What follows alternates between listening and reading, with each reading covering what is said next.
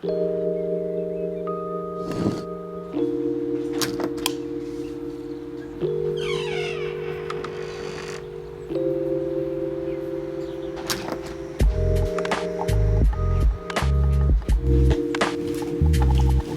guys, hello, welcome to my little home studio. So this is another sort of a day in my life video where I'm gonna be sharing with you guys, giving you guys a little glimpse of how I have been making candles. If you watched my last day in my life video sort of vlog, I talked a little bit about starting a new hobby, and basically it's kind of like a business now. I thought it'd be fun to just share with you guys a little bit of the process. This is not gonna be a very technical video where I talk about like my formulas.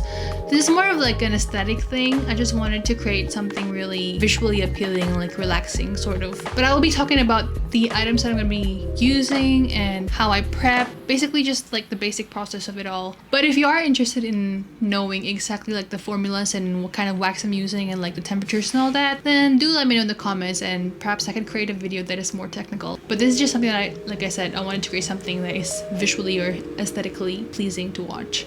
So yeah, let's get on with it.